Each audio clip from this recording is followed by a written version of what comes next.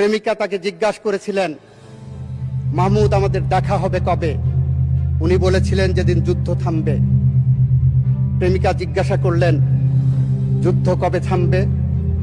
উনি বললেন যেদিন আমাদের দেখা হবে। অত্যন্ত দুঃখের সাথে পরিতাপের সাথে আমি লক্ষ্য করলাম, গতকাল জাতীয় সংসদে একটি লিফলেট পেলাম মাননীয় স্পিকার। সেই লিফলেটে ওনারা 11 দলীয় জোটের পক্ষ থেকে একটি লিফলেট দিয়েছেন, বিরোধী দল কেন সংস্কার চায়। সেখানে কয়েকটি পয়েন্ট দিয়েছেন।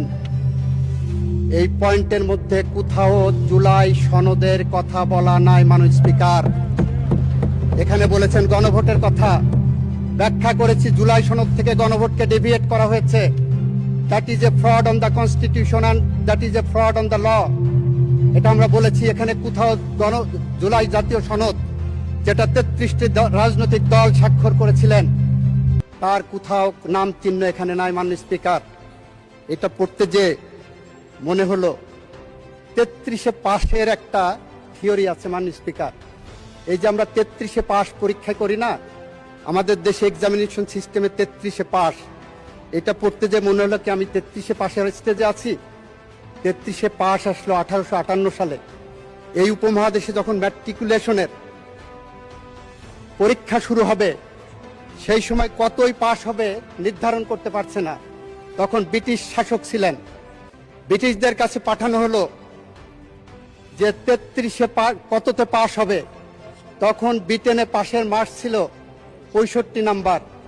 ব্রিটিশরা মনে করতেন এই উপমহাদেশের মানুষ ব্রিটিশদের থেকে অর্ধেক বুদ্ধি ধারণ করে, তাই ওনারা 32.5 নাম্বারে পাশের মার্কস করলেন মাননীয় স্পিকার। ওখানে ছিল 65, এখানে হলো 32.5।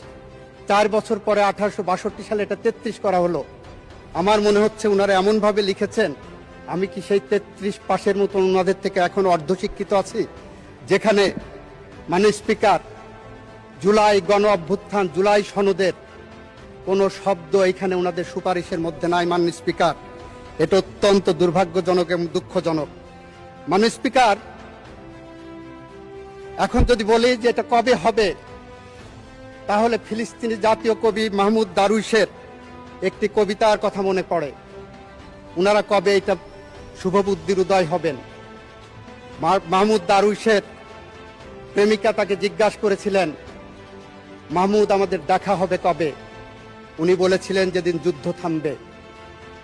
প্রেমিকা জিজ্ঞাসা করলেন, যুদ্ধ কবে থামবে? উনি বললেন যেদিন আমাদের দেখা হবে। মাননীয় স্পিকার, ওনাদের সাথে আজকে আমাদের সম্পর্কের জায়গাটা এরকম চলে গেছে। কবে আমাদের মিল হবে? যেদিন ওনাদের শুভবুদ্ধির উদয় হবে। শুভবুদ্ধির কবে উদয় হবে? যেদিন আমাদের দেখা হবে।